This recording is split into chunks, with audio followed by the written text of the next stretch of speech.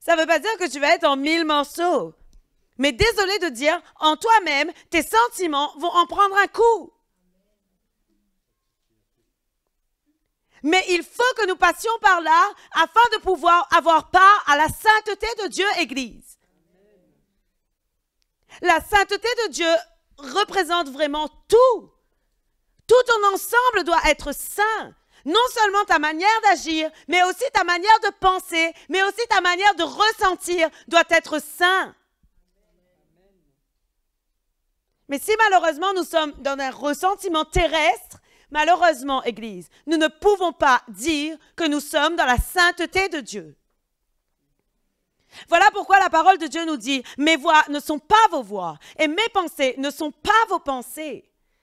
Indirectement, cela sous-entend qu'on doit aller chercher quelles sont non seulement les voix de Dieu, mais quelles sont aussi les pensées de Dieu. Comment Dieu réfléchit? Vous savez ce que la parole de Dieu dit? Elle dit que l'amour de Dieu est supérieur à toute connaissance. On ne peut pas connaître l'amour de Dieu si Dieu ne permet pas qu'on le sache.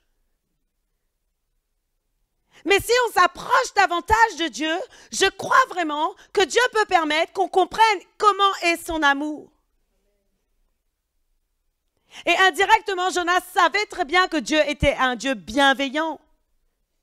Et il savait de toute manière que Dieu allait dire aux Ninivites, c'est parfait, je suis content que vous soyez là. Mais Jonas a fait une certaine rébellion. Alors qu'il savait très bien au fond de lui-même que Dieu allait pardonner aux Ninivites. Mais je crois vraiment, Église, que Dieu attend vraiment que nous puissions tout changer en nous. Tout changer. Dieu cherche un peuple saint. Dieu cherche un peuple qui lui est agréable. Dieu cherche un peuple parfait, un peuple vrai. Dieu veut faire avec toi une mise à part. Et cette mise à part sous-entend que tu seras totalement hors de ce monde. Est-ce que le monde va t'accepter? Non. Désolé de dire non. Je répète, non. Vous savez, à chaque fois que quelque chose est différent du monde, il est expulsé. Comme s'il y a une écharpe dans ta peau, là. Tu sais, tu as le rejet. À chaque fois que quelque chose est différent du monde, tu es expulsé. Parce que ça ne prend pas corps dedans.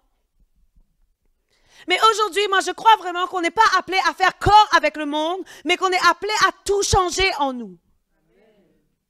Peut-être que d'autres ne vont pas comprendre.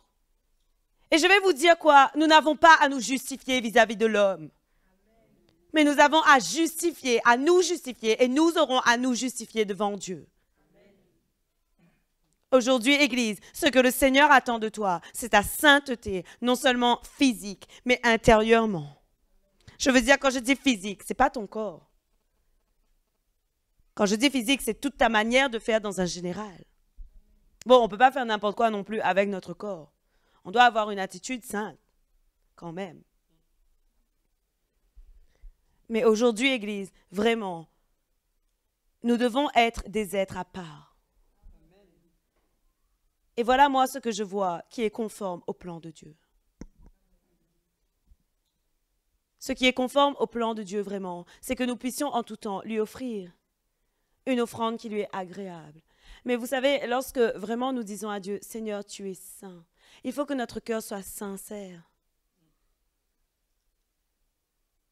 Lorsque nous osons vraiment élever la voix pour exalter le nom de Jésus, il faut que nous soyons sincères en nous. Vous savez, la parole de Dieu dit, tu ne peux pas avoir quelque chose contre ton frère et puis venir présenter une offrande agréable devant Dieu. Avant de venir la présenter, va, dis pardon. Et ensuite, reviens donner ton offrande à Dieu. Maintenant, il y a des cas où l'autre ne t'accepte pas. Mais toi-même, dans ton cœur, sois en paix. Pardonne à cette personne. N'aie aucune amertume avec elle. Afin que lorsque tu viennes devant Dieu, tu lui sois agréable. Maintenant, je sais qu'il n'est pas facile de le faire. Et ce que la parole de Dieu a dit, et ce que je vous ai dit tout à l'heure, la Bible nous dit, Dieu peut faire au-delà de ce que nous espérons, osons demander ou penser. Lorsque les apôtres ont demandé à Dieu, mais qui peut entrer dans le royaume des cieux alors? Jésus-Christ a dit, à l'homme c'est impossible, mais à Dieu tout est possible. Cela sous-entend que la première chose et que la part que tu as à faire, toi, est déjà de reconnaître que ton attitude n'est pas bonne.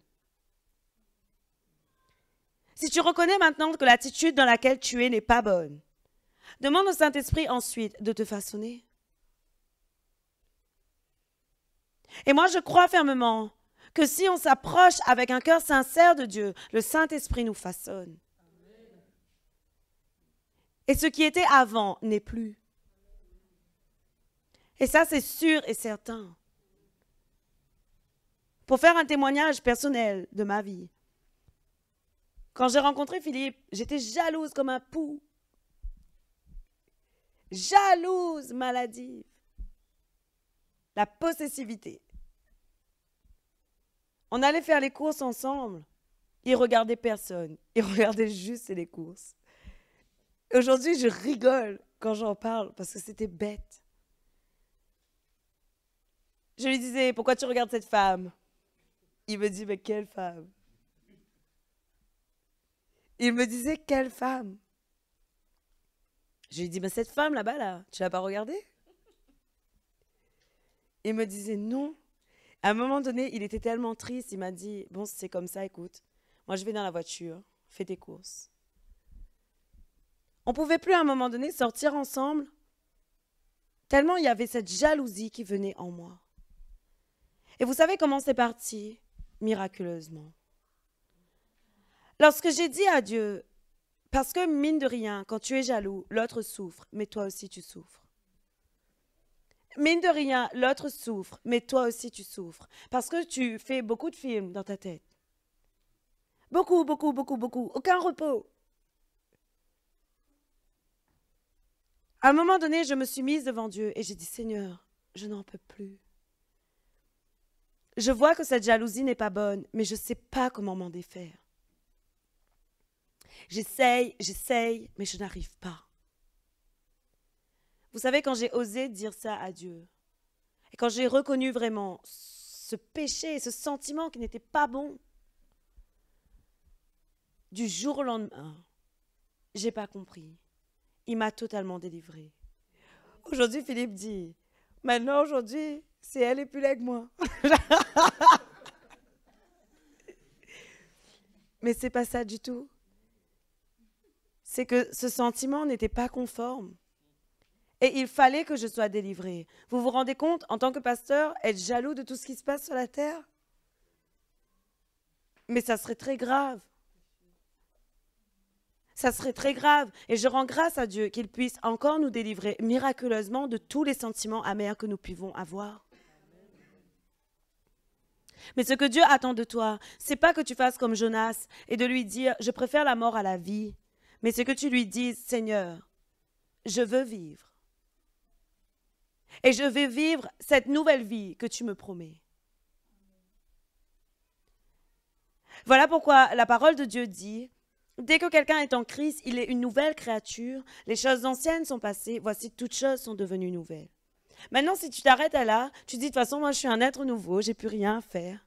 Désolé de dire, Jonas nous a prouvé que malheureusement, il avait encore des choses à faire.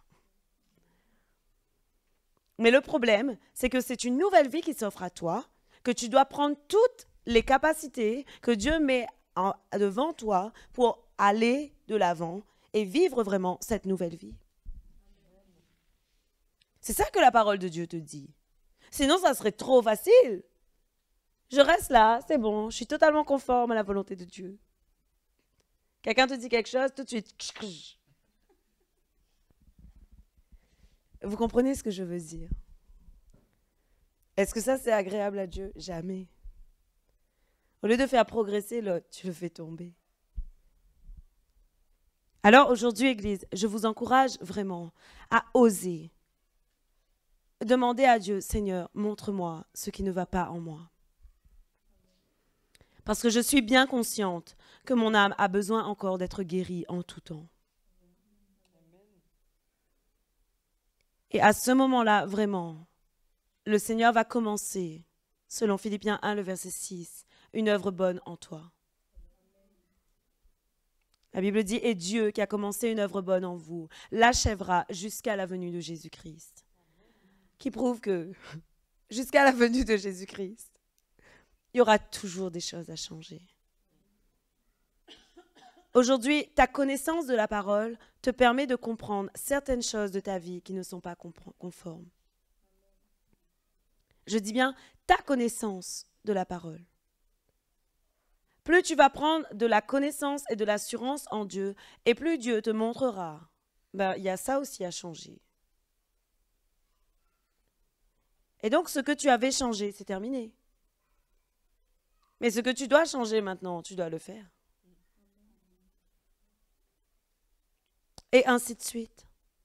Toutes les fois où tu progresseras vis-à-vis de la parole de Dieu, Dieu te dira, voilà, il y a ça à changer encore.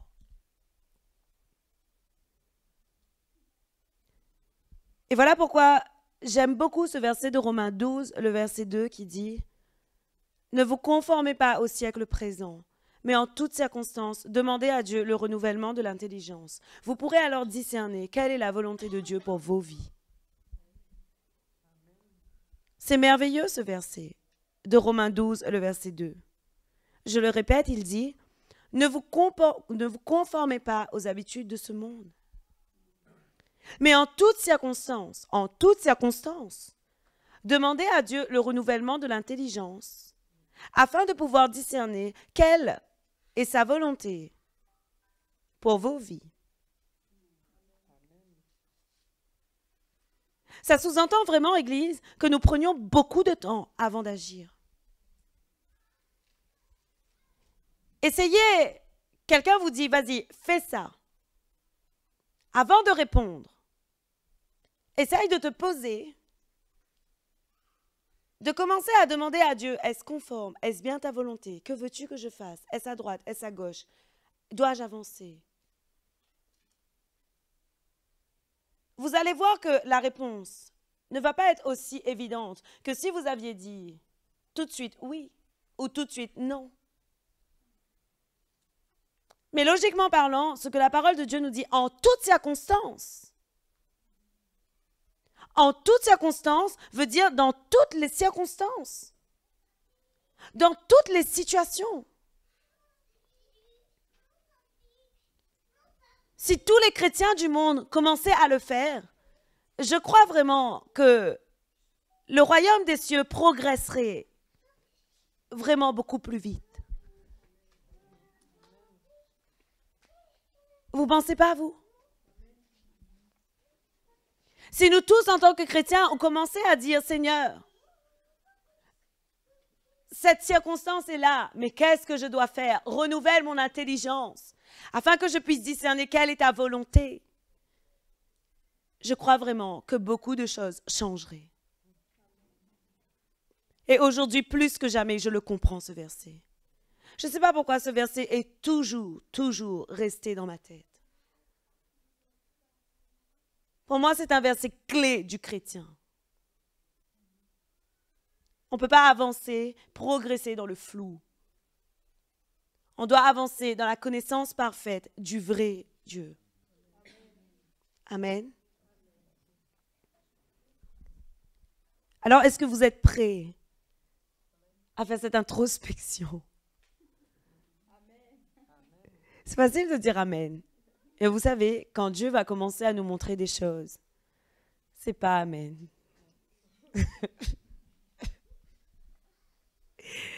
Moi, personnellement, quand Dieu me montre des fois, j'ai horreur même de moi-même.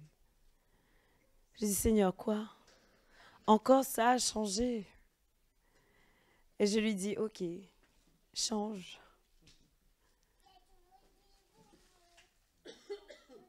On doit être en bonne santé spirituelle, Église.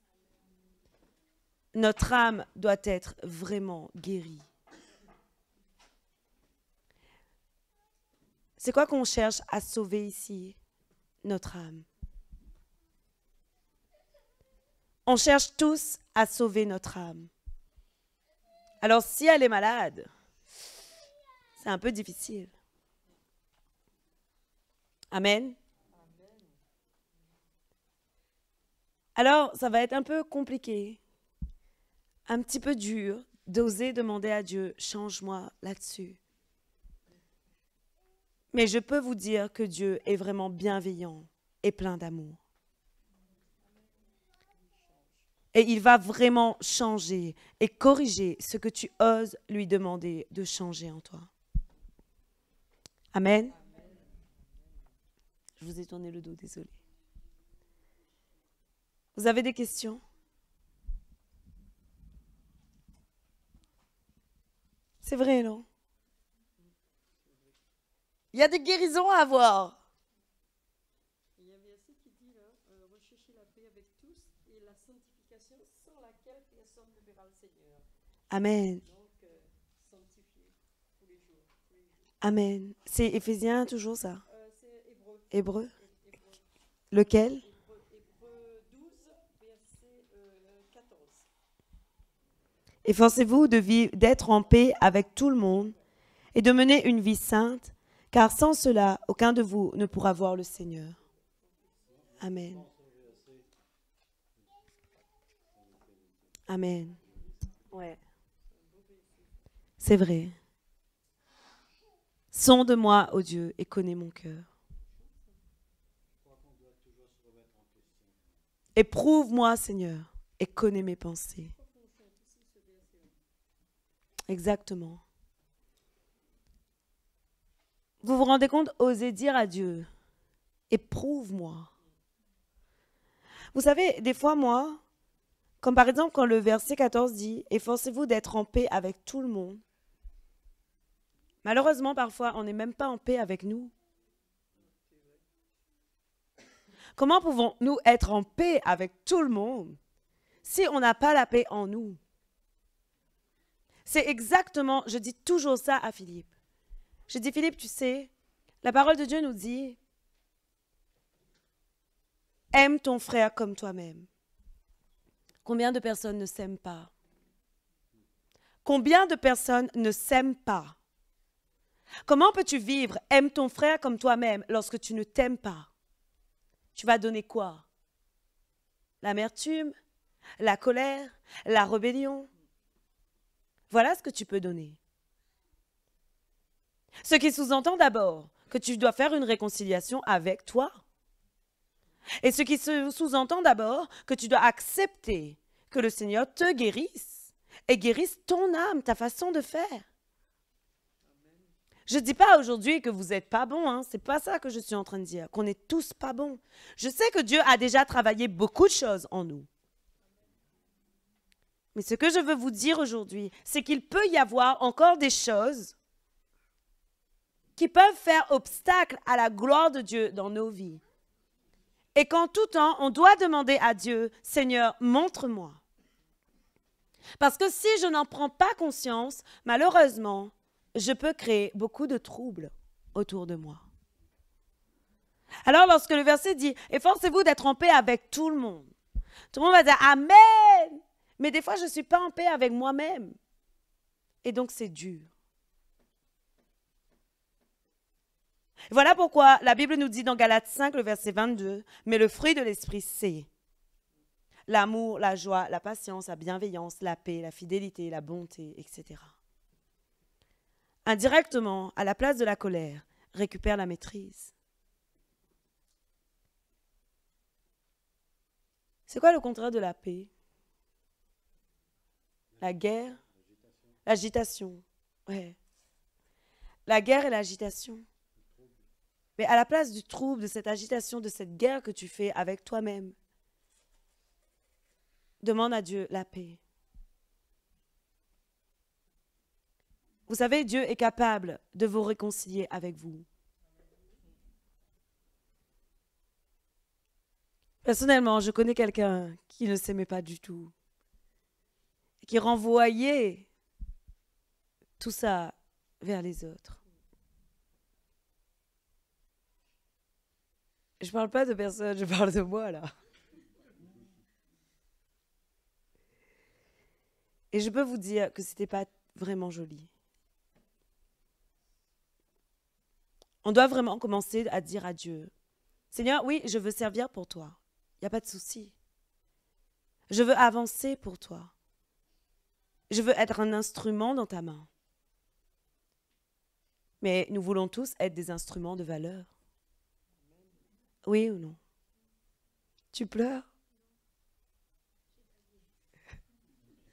Je t'endors? C'est l'apôtre Jacques qui disait, je crois qu'on s'en va en oublier. Ouais, ça c'est quand Jacques dit, celui qui a la foi et qui est troublé, qui ne, non, c'est quand il est semblable. On peut prendre là. Non, non, c'est...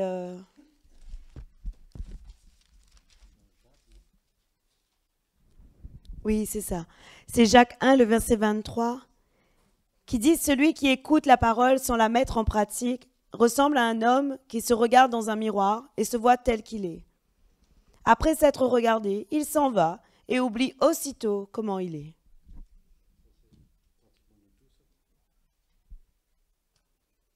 Ben ouais. Aujourd'hui, le Seigneur nous demande de regarder plus en profondeur. Est-ce que ça va être facile? Non. Mais ce n'est pas impossible. Amen. Est-ce que vous êtes prêts à louer Dieu alors? À demander à Dieu vraiment beaucoup plus de sa détermination pour pouvoir changer nos comportements. Amen. Amen.